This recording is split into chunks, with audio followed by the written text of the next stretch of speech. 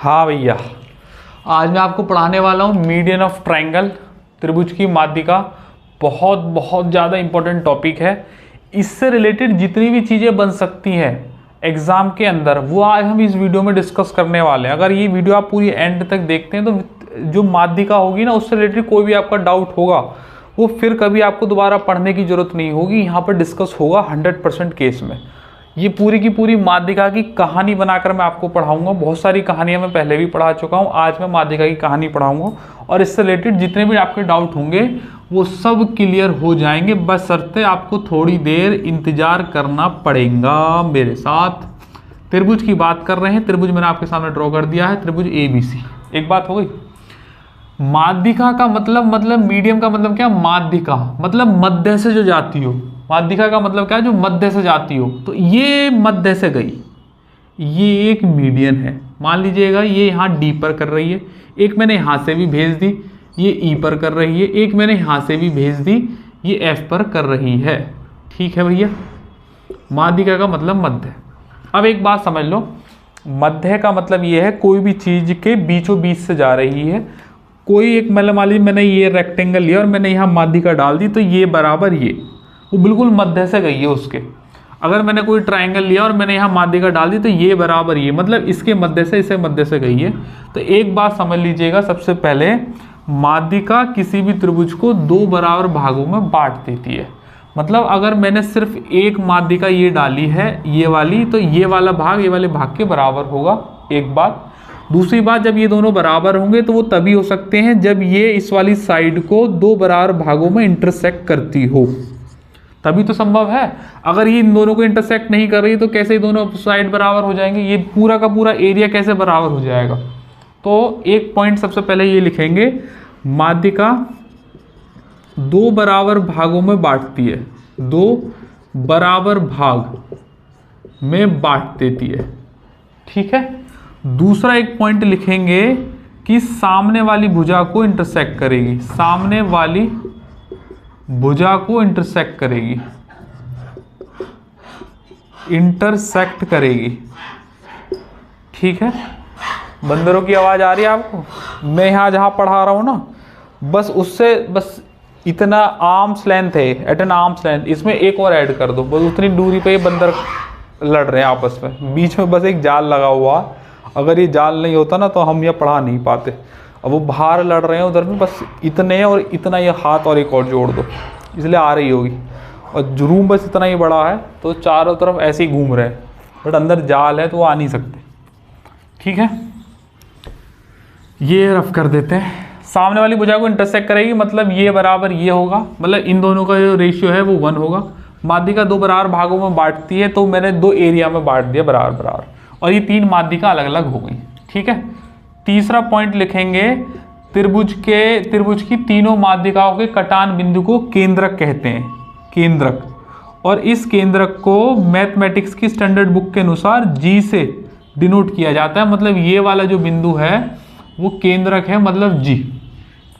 और केंद्रक को इंग्लिश में बोलते हैं सेंट्रॉइड, CENTROID। ये पूरी लाइन लिखना कि माध्यिकाओं के कटान बिंदु को सेंट्रॉइड बोलते हैं। ठीक है। दूसरा, ये हमेशा माध्यिका AG अनुपात GD 2:1 में होती है, या फिर ऐसे होगा BG अनुपात GE भी 2:1 में होती है, और यह गया CG अनुपात GF भी सेम रेशियो में होगा हमेशा। ध्यान में रखना कि जो शीर्ष की तरफ पोर्शन होता है वह 2 होगा और जो नीचे होगा वो 1 होता है। And the same is here. ये आपको पता होना चाहिए। बच्चा कई बार गलती ये कर देता है कि वो उल्टा कर देता है पेपर में। ये हमेशा 2:1 में होंगे, AG अनुपात GD 2:1 में, BG अनुपात G 2:1 में, इसमें 2:1 में। मन में सवाल उठना चाहिए क्योंकि कहानी का दौर है, और ये HP में भी हो जाएगा कि त्रिभुज की जो माध्यिकाएं हैं 2:1 में क्यों होती हैं। देखो मेरे बच्चे, सब सिमेट्रिसिटी का खेल है। बताता हूँ कैसे। मान लीजिएगा वैसे आप बस आपको याद करके रखना है 2:1 में होता है, लेकिन फिर भी कुछ बच्चों को ये रहता है कि नहीं बताओ मास्टर जी ऐसे कैसे कर दिया। बेटा बताने वाली चीज़ बताएंगे भी, एक हर बताने वाली चीज़ नहीं है, लेकिन फिर बता रहा हूँ।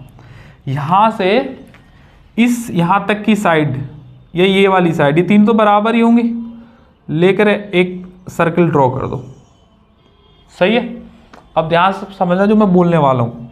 देखो ये वाली जो है ये त्रिभुज की माध्यिका है, ये भी एक त्रिभुज की माध्यिका है, ये भी त्रिभुज की माध्यिका है, और ये एक सेंट्रॉइड भी है। सेंट्रॉइड का मतलब है ये इसके शीर्षों से बराबर बराबर दूरी पर होगा, और यहाँ से लेकर मैंने आधी दूरी काट ली, तो इसका मतलब ये भी आधी ही बची।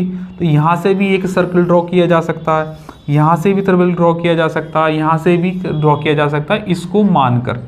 और ये इनके केंद्र हो गए ये, और ये केंद्र सब बराबर बराबर डिस्टेंस पे थे, तो मैंने आर आर पे ड्रॉ कर दिए, आर आर पे ये ड्रॉ कर दिए। ठीक है, नीचे वाला भी कर लो, कोई बात नहीं। समझ में आ गई बात। तो देखो ये आर और ये आर, तो ये बन गए 2r, और नीचे वाला सिर्फ रह गया r। यहाँ से यहाँ तक का ये तो r हो गया, और ये बन गए 2r, यहाँ तक हो गया। तो 2r और रेशियो r से r खत्म, तो 2:1 आ गया। बात मानते हो तो बोलो हाँ। लेकिन ये तुम्हारे काम की कोई चीज़ नहीं है, आपको बस इतना ध्यान रखना है ये 2:1 में होते हैं। इसको मैं रफ कर रहा हूँ, ये HP में आपको मिल जाएगा। HP की सीरीज चल रही है, उसमें भी आपको मिल जाएंगे, और बहुत अच्छे अच्छे प्रूफ हैं, वो भी आपको मिल जाएंगे। तो भैया 2:1 हो गया। मान लीजिएगा ये AG दे रखा है 18, ये AG दे रखा है 18, तो ये वाली वैल्यू हो जाएगी 9 GD। ये G है ना यहाँ पे, ये GD हो जाएगी 9, तो 2:1 बनेगा। समझ में आएगी बात। अगर मान लीजिएगा AG दे रखा है 12, तो ये हो जाएगा 6। अगर मान लीजिएगा ये 5 दे रखा है, तो ये हो जाएगा 10, मतलब GD 10 5 दे रखा है, तो ये हो जाएगा 10। और ये वाइस वर्सा है, कहीं पे भी फिर ले लो, BG के साथ ले लो या G के साथ ले लो, हमेशा रेशियो रहने वाला है यही वाला, क्योंकि 2:1 मेंटेन करके रखना है। इस पर भी सवाल बनाता है, अभी मैं लूँगा थोड़ी देर बेसिक पढ़ाने के बाद। ये 3 पॉइंट तो लिख लिए, इसे मैं रफ कर रहा हूँ, इसे भी रफ कर देते हैं। ये चौथा पॉइंट था 2:1, 4 पॉइंट हो गए। 5वां पॉइंट देखेंगे ध्यान से कि जो एंगल बन रहा है ना BGC, ये जो एंगल बन रहा है BGC, इट इज 90 डिग्री। ये जो एंगल होता है BGC, ये 90 डिग्री का होता है। अब ये भी आपके मन में सवाल होना चाहिए कि सर जी ऐसा क्यों? तो भैया जी इसे भी बताएंगे, जब इतना बताया है तो थोड़ी ज़्यादा किलम काटी ना होगी इसमें।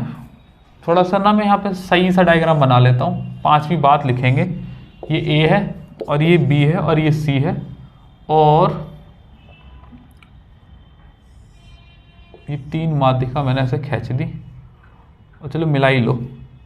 ये G है, ये 2:1 है, और ये जब बराबर भागों में बांटती है तो ये भी 1:1 रेशियो में बट गए।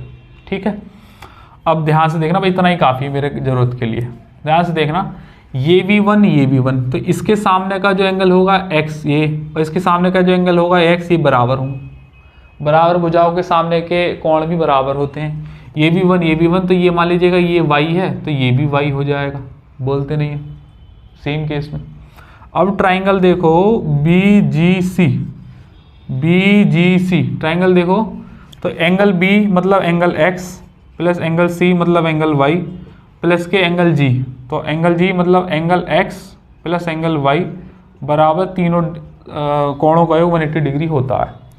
x और x, अब मैं कोण का साइन नहीं बनाऊंगा, 2x और ये 2 y और y 2y, तो 2 कॉमन ले लो, x प्लस वाई बराबर 180 डिग्री। तो यहाँ से बहुत ही सुंदर रिजल्ट निकल कर आ रहा है, x प्लस वाई की जो वैल्यू होगी 90 डिग्री होगी। इसका मतलब ये वाला जो कोण होगा it always a right angle.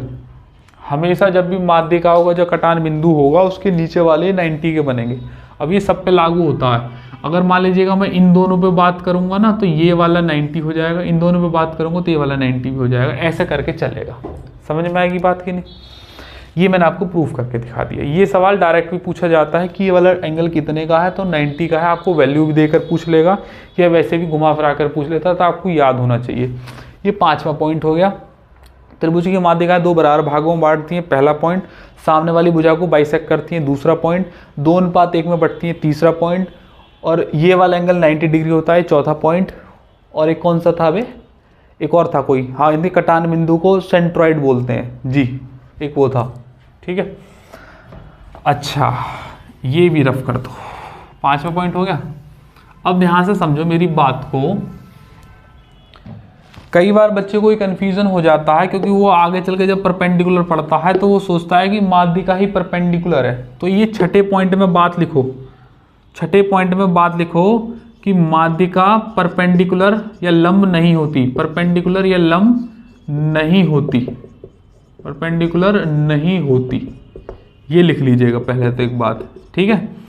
यह कब होती है, फिर कब होती है माध्यिका परपेंडिकुलर? तो भैया जी इसका सीधा आंसर है समबाहु त्रिभुज में, समबाहु त्रिभुज में, मतलब इक्विलेटरल ट्राइंगल में ही होगी।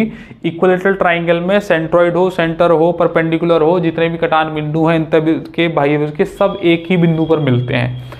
यही समबाहु त्रिभुज की पहचान है। समबाहु त्रिभुज की कहानी पढ़ाई थी, उसमें मैं देख लेना। समबाहु त्रिभुज को मैंने ट्रिक में भी पढ़ाया था, वहाँ से भी देख लेना। और यहाँ भी बता रहा हूँ, सिर्फ उसी केस में होगा, बाकी किसी केस में भी परपेंडिकुलर माध्यिका एक नहीं होती है, क्योंकि हम ऐसा मान के चल रहे हैं ये एक स्केलन ट्राइंगल है। राइट एंगल वाले केस में तो सब समान हो जाती है, ठीक है। अब छठा पॉइंट हो गया। अब देखेंगे भैया जी, इसको थोड़ा सा ना इधर लिख लेते हैं। ये ए है और ये बी है और ये सी है। ध्यान से देखना मैं क्या बताने वाला हूँ। जब ये वाली माध्यिका यहाँ जाके टकराएगी, ये वाली माध्यिका यहाँ जाके टकराएगी, ये वाली माध्यिका यहाँ जाके टकराएगी, तो इनके मध्य बिंदुओं पर टकराएगी ना माध्यिका। तो यहाँ से मध्य बिंदु ऐसे मिला दिए तो एक नया त्रिभुज बनेगा। और आप जानते हैं जब ये मध्य बिंदुओं से मिलकर बनी है तो ये सारे के सारे सिमेट्रिसिटी के थ्रू बराबर बराबर भुजाओं में बटेंगे, मतलब बराबर बराबर एरिया में बटेंगे। तो भैया जी यहाँ से कई बार पूछ लिया जाता है कि ट्राइंगल DEF का area is equal to 1/4 of ABC का एरिया, ट्राइंगल ABC का एरिया। ये आपको रिजल्ट याद रखना है। ये भी मैंने एक नया प्रूफ करा दिया, ये प्रूफ भी आता है, ध्यान से देखना। इसमें प्रूफ भी आते रहेंगे और इसके बारे में जानकारी भी पूरी मिलती रहेगी, ठीक है। तो DEF बराबर 1/4 ABC। मैंने तीसरा प्रूफ करा दिया है इसमें ना, 3 प्रूफ हो गए, एक 2:1 का और एक ये और एक इससे पहला वाला, 3 प्रूफ करा दिए। DEF बराबर ये। उल्टा भी पूछ लेता है कि त्रिभुज ABC का एरिया कितना होगा, तो वो होगा 4 गुना ऑफ ट्राइंगल DEF के। क्यों होगा ये मैंने आपको बता दिया। दूसरा, इसके अंदर जितने भी ट्राइंगल बनने सबके एरिया बराबर होंगे, तो मतलब triangle BDF is equal to triangle DEC is equal to triangle DEF is equal to triangle AEF। ये सारे के सारे ट्राइंगल आपस में बराबर होंगे। अभी हाल ही में एक टीचिंग का पेपर हुआ था, उसमें सेम यही सवाल आया था कि मध्य बिंदु से मिलाकर एक त्रिभुज बनाया है तो उसका जो एरिया होगा वो पूरे एरिया का कितना होगा, तो 1/4 होगा। SSC में तो ये सवाल लाखों करोड़ों बार आ ही चुके हैं। SSC से उठ कर ही वहाँ पर आ रहे हैं, अभी जल्दी में हुआ था पेपर, उसका बता रहा हूँ, ठीक है मेरे बच्चा। ये यहाँ से बात हो गई, ये 7th बात हो गई, 7वीं मतलब। आ जाओ भैया, तो फिर 8वीं की ओर अग्रसर है। 8वीं देखेंगे भैया जी बात।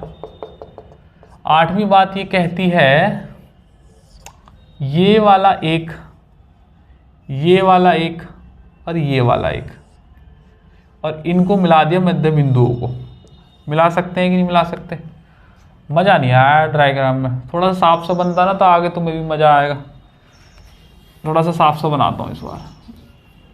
इसे भी बटाई तो उसकी क्या ज़रूरत है, बेवजह बना कर रख रखा, यूज़ तो कुछ हो ना रहा इसका। थोड़ा साफ सा बनाने की कोशिश करता हूँ। 8वीं बात, और ये निश्चय ही बहुत इंपॉर्टेंट बात है भैया, आखिरी शायद यही लास्ट हो जाएगी, इसके बाद सीधे सवाल ले लेंगे। ये वाले पॉइंट लो, ये वाला पॉइंट लो और ये वाला पॉइंट लो, ठीक है। इसको बनाओ, इसको बनाओ और इसको बनाओ, और यहाँ कर दो A, यहाँ कर दो B, यहाँ कर दो C, यहाँ कर दो D, यहाँ कर दो E, यहाँ कर दो F, ठीक है। अब देखो यहाँ नए 4 त्रिभुज और निकल आए, मतलब हर त्रिभुज के 3 नए नए शीर्ष भी हैं, मतलब वहाँ से भी माध्यिकाएँ डाली जा सकती है। बात मानते हो कि नहीं? तो भैया जी यहाँ से मैंने एक माध्यिका डाली ऐसे, यहाँ से भी माध्यिका डाली ऐसे, और इसको एक्सटेंड करके लेगा दूसरे वाली में भी हो जाएगी वो। यहाँ से भी डाल दी, इसको भी यहाँ से डाल दी एक माध्यिका ऐसे, और एक यहाँ से डाल दी माध्यिका, और यहाँ से डाली एक माध्यिका, इसको एक्सटेंड करते हुए लेगा यहाँ तक, थोड़ा सा इसे ऐसे कर लेना, और एक सीधी माध्यिका डाली यहाँ से और इसको एक्सटेंड करते हुए लिया है यहाँ तक, और एक यहाँ से डाली और एक डाली यहाँ से, लाइन थोड़ी आगे पीछे हो सकती है, तो घबराना नहीं, कोई दिक्कत वाली बात नहीं है।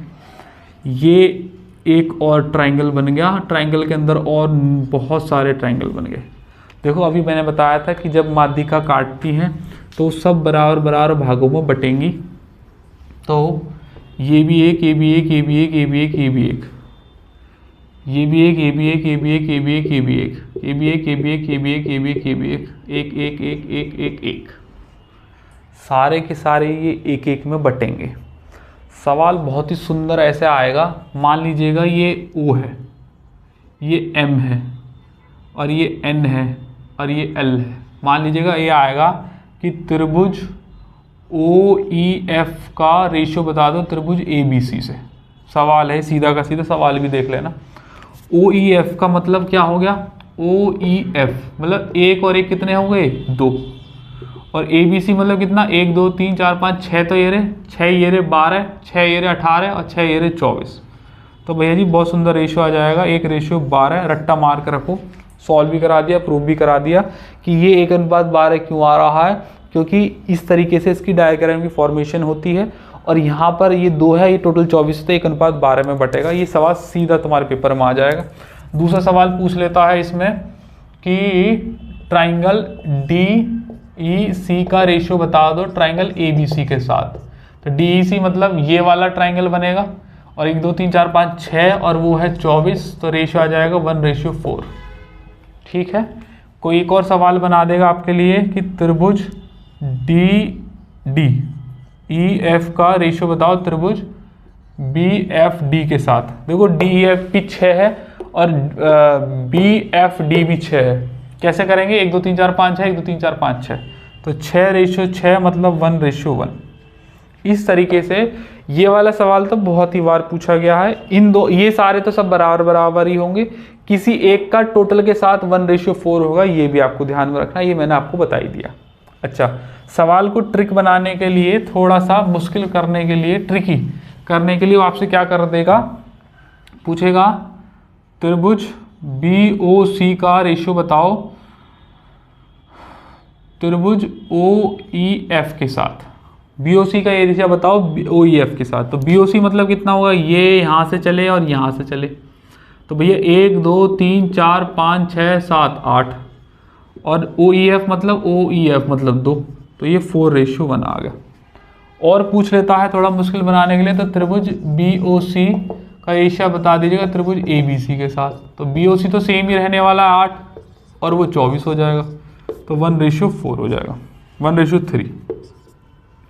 ठीक है मेरे बच्चों, बात मानते हो कि नहीं? अब 8वीं से 9वीं चीज पर आ जाएंगे। 9वीं चीज भी ध्यान में रखेंगे, वो भी सेम यही है, इसी का ही एक दूसरा वर्जन है, बस और कुछ नहीं है, ऐसे ही बना दिया। इससे ये 8वीं चीज तुम्हें थोड़ी आसान लगेगी, A B और ये C। सही है? अब देखो जरा ध्यान से, ये वाली एक चीज, ये वाली, और एक ये वाली, और ये यहाँ से इसे बना दीजिएगा ये वाली। ठीक है, अब मान लीजिएगा ये वाली जो साइड है, मैंने बताया कि ये वाला ट्राइंगल, ये वाला ट्राइंगल, ये वाला ट्राइंगल और ये जो ऊपर बना ट्राइंगल, ये चारों आपस में बराबर होंगे, मतलब 4:1 पे होंगे। ये भी 1 का, ये भी 1 का, ये भी 1 का। चूंकि मैंने इसमें 4 पार्ट कर दिए एक्स्ट्रा, है ना, ध्यान समझना, 4 पार्ट कर दिए, तो मैं क्या कर रहा हूँ, सबके एरिया 4-4 मान रहा हूँ, सबके एरिया 4-4 मान रहा हूँ, इससे मुझे पार्ट करने में आसानी होगी। अगर ये 4 है तो ये 1 1 1 1 1 1, ओह माफ कीजिएगा, 6 में लेने पड़ेंगे, 6 पार्ट हो गए, तो ये भी 6 में लेना पड़ेगा, ये भी 6 में, और ये भी 6 में, और ये भी 6 में, 6 में लेने पड़ेंगे सारे के सारे। ठीक है, सवाल इसमें से कर लीजिएगा क्रिएट DEF। तो ये सवाल पूछता है कि अब angle DEF is ratio of triangle ABC का कितना होगा। तो ratio will remain the same, चाहे बाउंड्री कुछ भी हो। तो DEF कितना है 6 और ABC कितना है 6 चौक 24, तो 1:4 विल बी योर आंसर। दोनों तरीकों से किया, दोनों तरीकों से आंसर सेम आया। पूछ सकता है कि ट्राइंगल, ये इसको मान लीजिएगा आप, इस वाले पॉइंट को OEF is triangle area of triangle A B C, तो ओ ई एफ का कितना आएगा, ओ ई एफ कितना हो गया 2 और ए बी सी कितना 6 6 6 6, तो 24 हो गया। तो 1:12, यहाँ से भी 1:12 आया, इससे पहले जो कराया था वो भी 1:12 था, उसमें क्या था यहाँ पे भी 6 पोर्शन के हमने टुकड़े कर दिए थे, यहाँ सिर्फ एक के करके दिखाएं। समझ में आ गई बात। इस तरीके से कोई सा भी वो ट्राइंगल आपको देकर आपको कंफ्यूज कर सकता है। इस पर आप मुझे एक सवाल करके बताइएगा कि ट्राइंगल बी ओ सी का ratio triangle A B C के साथ कितना होगा। इसे मैं रफ कर देता हूँ और इसे भी मैं रफ कर देता हूँ। ट्राइंगल बी ओ सी का एरिया ए बी सी के साथ कितना होगा, ध्यान से देखेंगे। अब देखो बी ओ सी के लिए कोई ऐसा हार्ड एंड फास्ट तो चीज़ बनाई नहीं मैंने, लेकिन मैंने इतना बता दिया कि बी डी एफ का 6 है, और अगर बीच में से लाइन जा रही है तो ये 6 का आधा आधा बढ़ जाएगा, मतलब ये भी 3 और ये भी 3, सेम यहाँ पर भी होगा, ये भी 3 और ये भी 3। और मुझे बताना है इतने वाले पोर्शन का बी ओ सी का, 3 तो ये रहा, 3 ये रहा, 6 हो गए और 2 ये रहे, 8 हो गया टोटल। और टोटल का ए बी सी का तो 24 है ये, तो 1:3 आ गया। इससे पहले वाले क्वेश्चन में देखना जो मैंने अभी कराया था, यहाँ पर भी बी ओ सी का भी 1:3 ही था। ठीक है, समझ में आएगी बात। आगे बढ़े, 10वीं चीज की तरफ बढ़ रहे हैं। 10वीं लास्ट है बस, x, मतलब x क्या क्वेश्चन हो जाएंगे बस। अब इस पर और क्या, ये वाले क्वेश्चन तो करा दिए, ये सब क्वेश्चन ही है, ये जो मैंने अभी कराया ना, ये सब क्वेश्चन में ही काउंट कीजिएगा। और एक अलग से सवाल और करा देता हूँ इस तरीके से। त्रिभुज ए बी सी कहता है कि त्रिभुज ए बी सी एक इक्विलेटरल ट्राइंगल है, ध्यान से समझना। त्रिभुज ए बी सी एक इक्विलेटरल ट्राइंगल है और जिसका एरिया 36√3 है, 36√3 है सेंटीमीटर स्क्वायर। एक बात हो गई। तो इक्विलेटरल ट्राइंगल की हाइट बताएंगे। हाइट मतलब ये वाली हो गई AD। तो आप जानते ही हैं कि क्या था, आपको एरिया इक्विलेटरल ट्राइंगल बताया था, √3/4 ए स्क्वायर की वैल्यू होती है 36√3। √3 से √3 खत्म, ए स्क्वायर बराबर आ जाएगा 36 × 4, तो अंडर रूट से बाहर निकलाएंगे वैल्यू 6 और 2, तो ए की वैल्यू आ जाएगी 12 सेंटीमीटर। अब आप कहेंगे सर इतनी बड़ी बात, एक तो बात हुई। अब भैया कोड भी तो बता रखे हैं, अगर वो √3 होगी तो 6 × 36, मतलब ये 6 का स्क्वायर, √3 से √3 खत्म, तो ये 6 आ जाएगा। हमारे पास जो बेसिक वैल्यू होती थी तो 2 होती थी। अगर साइड 2 है तो एरिया √3 होगा, तो वहाँ 36 है, मतलब 6 का स्क्वायर है, तो 1 की वैल्यू 6 आएगी, तो 2 की वैल्यू 12 आ जाएगी। देखो पूरा तो डिटेल में खोल के मैं समझा नहीं सकता, वो पूरा कोड मैंने ड्राइव किया था। MMH ट्रिक के नाम से प्लेलिस्ट होगी, उसमें 3 से 4 नंबर पे ही पढ़ा है इसका समबाहु त्रिभुज का पूरा कोड और कैसे कैसे वो ड्राइव होता है। ऐसी सर्किल का भी है, अभी पूरा समझा के खोल के तो नहीं बता सकता। समझ में आता है तो तुम्हारी ठीक है, नहीं तो कोई बात नहीं। हाइट कैसे ही बताई थी, हाइट होती है √3/2 ए की वैल्यू कितनी है 12, तो ये हो जाएगी 6√3 सेंटीमीटर, मतलब ये 6√3 सेंटीमीटर आ जाएगा। ठीक है। अब मैंने आपको बताया था कि समबाहु त्रिभुज की जो हाइट होगी वही उसकी माध्यिका होगी, वही उसका परपेंडिकुलर होगा, वही उसका सेंट्रोइड भी होगा, सब कुछ वही होगा, लंब केंद्र अंतकेंद्र सब। तो जब ये हाइट ही अपने आप में एक माध्यिका है, तो यहाँ इसका एक बिंदु G होगा, AG होगा कि नहीं होगा। तो पूछ रहा है कि AG की वैल्यू बताएं, तो AG की वैल्यू कैसे निकलेगी, ये रेशियो 2:1 में बढ़ता है, टोटल हो गया 3, इस 3 की वैल्यू दे रखी है 6√3, तो 1 की वैल्यू आ गई 2√3। अगर 1 की वैल्यू 2√3 तो AG कितना 4√3 और GD कितना 2√3, ये सेंटीमीटर में आंसर है। समझ में आ गई बात। अब इसी का ही भी उल्टा पूछ लेता है सवाल को, इसे मैं रफ कर रहा हूँ, इसे भी और इसे भी पूछ लेता है कि समबाहु त्रिभुज में माध्यिका GD की वैल्यू, माध्यिका में GD की वैल्यू दे रखी है 4√3, तो त्रिभुज का एरिया बताएं, त्रिभुज का एरिया बताएं। ठीक है। तो देखो अगर ये 4√3 दे दी ना, तो इसका मतलब ऊपर वाली तो 8√3 होगी, क्योंकि दुगनी होती है, तो 8 4 कितने हो गए 12√3, और ये किसकी वैल्यू हो गई समबाहु त्रिभुज की हाइट की। तो वो √3/2 ए हो गई। √3 से √3 खत्म, ए की वैल्यू हो गई 12 दूना 24। अगर एक वही 24 हो गई तो एरिया पूछा है भैया जी, एरिया हो जाएगा √3/4 ए स्क्वायर, मतलब 24 × 24। तो ये काट दीजिएगा, 2 से 2 बार 12, ये भी 12, 12 12 144 √3 सेंटीमीटर स्क्वायर। कोड से करोगे तो और छोटा हो जाएगा। और अगर पूछ ले कि पेरीमीटर कितना है, तो पेरीमीटर की वैल्यू 24 थी, अब 72 सेंटीमीटर इसका पेरीमीटर हो जाएगा। ठीक है, और भी बहुत सारी चीज़ें पूछ सकता है। बस अभी मीडियन के ऊपर मैंने बता दिया, एक सवाल यहाँ से लेके बता दिया, एक बाहर से लेके बता दिया, और भी बहुत तरीके के सवाल इस पर बनाए जा सकते हैं। प्रैक्टिस के दौरान आप इन्हें कर लीजिएगा। मेरा काम था यहाँ पर मीडियम को बहुत अच्छे से समझाना, उसमें जितने भी प्रूफ हो सकते हैं वह आपको कराना, उसमें बेस्ड क्वेश्चन, और जो सिमेट्रिसिटी से मैंने 1-1 करके बनाए हैं वह वाले क्वेश्चन। इन सभी चीज़ों को आप ध्यान में रखें और इन्हें बार बार प्रैक्टिस करते रहें। मीडियन में इससे बाहर और कुछ नहीं आएगा, कभी भी नहीं है, ही नहीं आएगा कहाँ से। ठीक है ना। तो उम्मीद है आपको ये सब जो मीडियन ऑफ ट्राइंगल आपको समझ में आ गई होगी, आपको पसंद भी आया होगा। ठीक है ना भैया जी। फिर किसी रोज़ मुलाकात करेंगे किसी नई वीडियो के साथ, किसी नए टॉपिक के साथ। जब तक के लिए जय हिंद।